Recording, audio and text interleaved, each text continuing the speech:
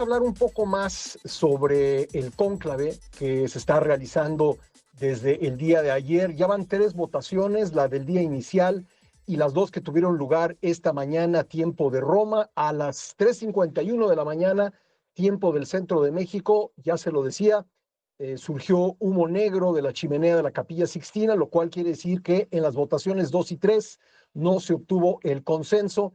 Por lo menos 89 votos para designar a uno de los 133 cardenales como el próximo obispo de Roma y nuevo papa, nuevo jerarca de la Iglesia Católica. Vamos a platicar sobre este tema con el maestro Rafael Piña Valdés, profesor de teología de la Universidad Panamericana Guadalajara, que nos acompaña esta mañana aquí en la cabina. Maestro, muchas gracias por estar con nosotros. Pascal, un gustazo estar contigo, con toda la audiencia de Imagen, para hablar de este tema que tiene a todo el mundo en vilo. Sí, efectivamente, yo diría que a católicos y no católicos los tiene en vilo, los tiene esperando, pues que surja el humo blanco y podamos saber que ya hay un nuevo papa, un nuevo pontífice. Esto ha llevado, quizá por esa ansia, a la especulación de que a lo mejor no se están poniendo de acuerdo, a lo mejor está demasiado complicado, pero la verdad es que todavía estamos dentro de los parámetros normales de un cónclave. Estamos dentro de la norma, incluso todavía del antepenúltimo.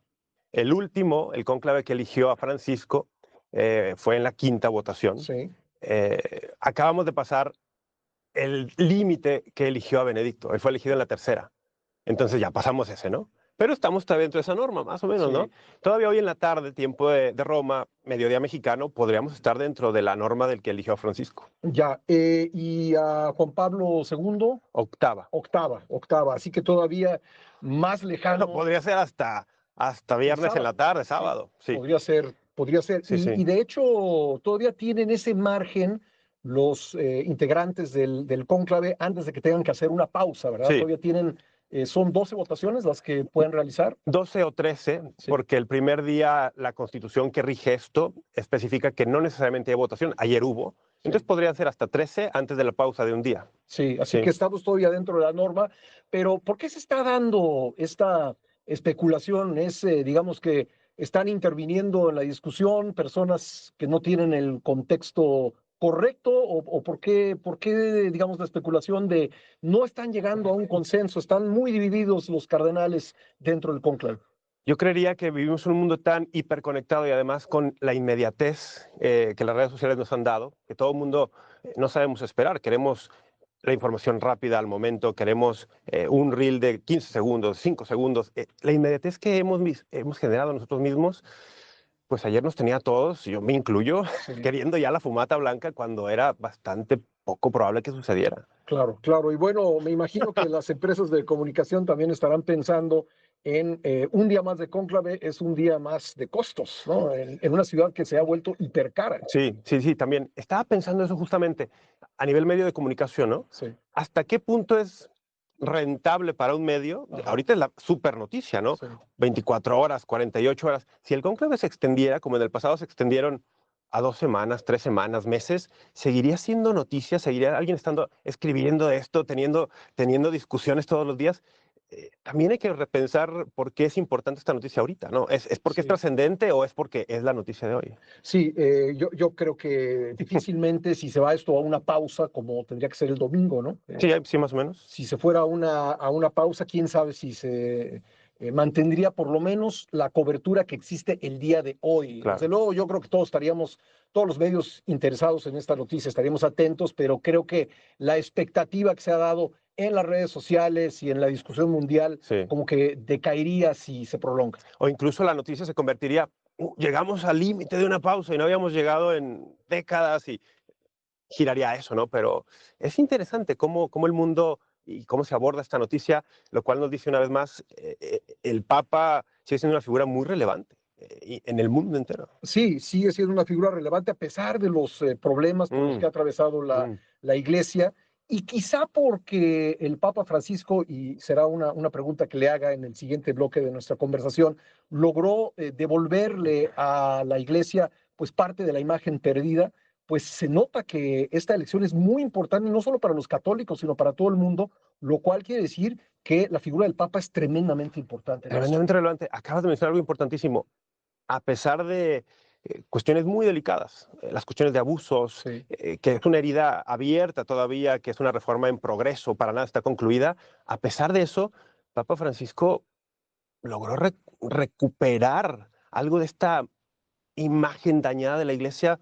Muy interesante ese fenómeno. Sí, sin duda, sin duda. Y eso me lleva a preguntarle, ¿cuál cree usted? Se hace mucha especulación sobre Ujú. los papábiles, quién podrá ser el próximo pontífice. Yo sé que de repente no es muy útil entrar en esa especulación porque la historia nos ha demostrado que muchas veces ningún papábile se convierte en papa, sino es Mm, alguien fuera de este grupo de personas mencionadas. Pero, ¿cuál tendría que ser el perfil ujú. del próximo papa? Incluso en la última congregación general se diseñó Sí, un perfil. Si quiere, podemos hablar de eso regresando del corte. Con el maestro Rafael Piña Valdés, profesor de teología de la Universidad Panamericana Guadalajara, sobre el cónclave que desde ayer se realiza en Roma. Es el cónclave, bueno, en la Ciudad del Vaticano, desde luego, es el cónclave número 76 de la historia, un rito que comenzó hace prácticamente 750 años. De hecho, en enero próximo se van a cumplir 750 años del primer cónclave. Y este rito no solamente subsiste, maestro, sino sigue generando una enorme atención por parte de la opinión pública mundial. sí, y en la historia, ahora que te remontabas a los orígenes de este formato de elección, siempre ha tenido la atención del público a escalas, ¿no? Pero hay una anécdota famosa que mezcla historia con leyenda, que la gente encerró a los cardenales para que no salen de aquí hasta que elijan, o les racionó la comida, les quitó el techo de la capilla. O sea, Sí. siempre ha generado interés en los que están afuera. Sí, sí, sí, qué historias aquellas. Y con el tiempo se han ido haciendo más cortos, ¿no? Porque Sí, ya ha pasado, entiendo, casi un siglo desde que se llevó a cabo un cónclave que durara más de una semana. sí, sí, parece que fue en 1922, acabamos de pasar el siglo, de un cónclave que llegó por ahí hasta las 14 votaciones. Sí. Entonces, el último siglo, cónclaves relativamente cortos. Bueno, le preguntaba antes del corte, ¿cuál tendría que ser el perfil del próximo pontífice para tratar de mantener a la iglesia en la ruta que trazó Francisco? No me refiero a una ruta desde el punto de vista de la teología, ¿no? Me Mm. refiero a una ruta desde el punto de vista de la imagen de la iglesia en la opinión pública mundial. Sí, como mencionabas tú también, los cardenales en la última congregación general sacaron este perfil, ¿no? Y creo que lo que resalta allí es un pastor cercano. Sí, Un pastor cercano, alguien que huela a oveja, como decía el Papa Francisco. Aunque dicho esto, también es bueno saber, y creo que los cardenales lo tienen en mente, no se está buscando elegir a un Francisco II, ujú, aunque incluso el que salga pueda tomar ese nombre. sí, Van a buscar un sucesor de Pedro, alguien que guíe la iglesia, y yo diría que la ruta programática la marcó el Concilio Vaticano II hace 60 años, ujú, y los papas que han venido, Pablo VI, Juan Pablo II, bueno, Juan Pablo I hay 33 días, sí. Benedicto Francisco, han estado buscando implementar cada vez más y mejor lo que el concilio pidió. ¿Y lo han logrado? Bueno, de cierta manera sí, pero siempre hay camino por hacer. Las Ujú. reformas son constantes, nunca se llega a destino. La Iglesia constantemente vive en un proceso de reforma. Claro. Bueno, Francisco II sería interesante, ¿no? Como su nombre podría ser también Juan 24, podría Sí, ser Juan Pablo tercero, III, podría ser Benedicto 17. sí, Creo que en el nombre también habrá mucho de la ujú, aspiración seguro. del próximo papa o de las metas que se trace el próximo papa. Aunque dicen que Francisco escogió de manera súbita en el Sí, marco del cónclave recién nombrado, luego de pues de un consejo de uno de sus compañeros sí. del cónclave que le dijo: no te olvides de los pobres, ¿no? Sí, sí, justo él lo comentó en varias entrevistas, Sí, que el cardenal brasileño, creo que UMS, le dice, no te olvides de los pobres, y que le viene como una inspiración, ¿no? Francisco de Asís. sí. Inédito el nombre, y tú lo dices muy bien, en el nombre ya es como el primer mensaje que nos mandan. Eh, Sí. vamos a ir por este lugar. Sí, sí, porque, bueno, Benedicto XVI fue evidentemente a partir de Benedicto 15. XV, Sí, ¿no? un papa del siglo XX. Un papa del siglo XX, un Sí. papa de la Primera Guerra Sí, Mundial, sí, un ¿no? papa de transición durísima en Sí, Europa. Hay que recordar que el Papa Benedicto en su pensamiento, él tenía mucha preocupación para Europa. Sabía que Europa, al ser la cuna del cristianismo, eh, eh, él equiparaba mucho a Europa con la fe. Entonces decía, Europa está perdiendo la raíz cristiana. ujú. Benedicto XV, un momento durísimo, él toma eso. Sí, entonces, pues cualquier nombre que adopte, a lo mejor si nos remontamos y nos vamos a León 14 quizá no nos diga tanto, ¿verdad?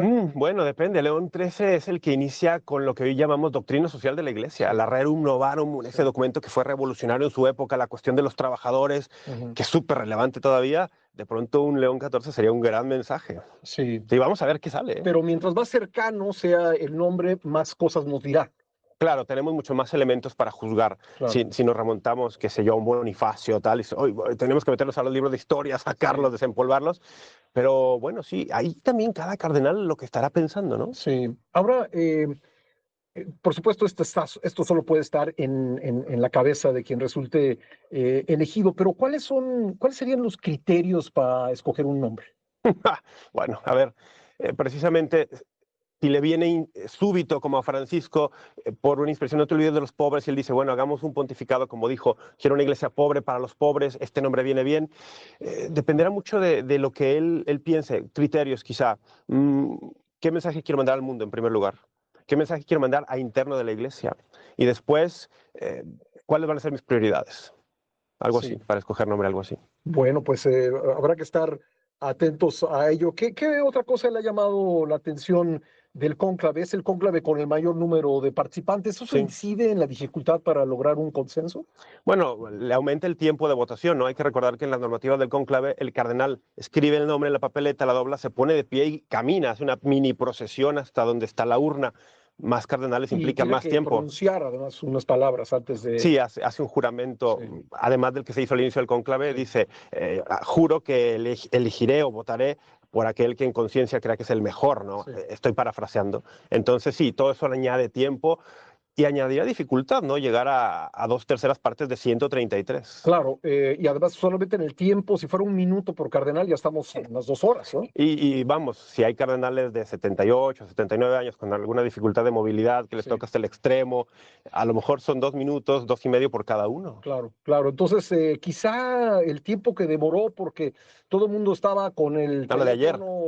O la cámara, o viendo la televisión, o viendo una transmisión, apuntando hacia esta chimenea donde se posó en un momento una gaviota, y duró mucho tiempo, y quizá tiene que ver con que se le agregaron pues muchos minutos más a la votación, y eso es todo. Y tiene que ver con otra cosa también. Cuando recién entran al cónclave, hay una meditación que en este caso la dirigió el cardenal Cantalamessa, y eso no sucede después en las otras votaciones, en la primera sí. Y además se saca por sorteo 9 cardenales para elegir los escrutadores, los supervisores y los enfermeros. Con unas pelotas de madera, ¿no? Unas pelotitas con números. Entonces, eso también sucede solo antes de la primera votación. Eso añade al tiempo de la primera votación. Bueno, y a lo mejor por eso quizás no sea la única razón, solamente hay una votación. Si acaso hay una... El primer día. Es por todas estas cuestiones. También se aclaran dudas. Hay que recordar que de 108 cardenales es su primer cónclave. Entonces podrían tener alguna duda por ahí del procedimiento, etcétera. Claro. Pues, maestro, muchísimas gracias por haber venido aquí a la cabina de Imagen Guadalajara para compartir estos importantes puntos de vista y datos sobre el cónclave. Muchas gracias. Pascal, muchas gracias por recibirme en tu casa Imagen y bienvenido a mi casa Guadalajara. Gracias, muy amable. Maestro Rafael Piña Valdés, profesor de Teología de la Universidad Panamericana.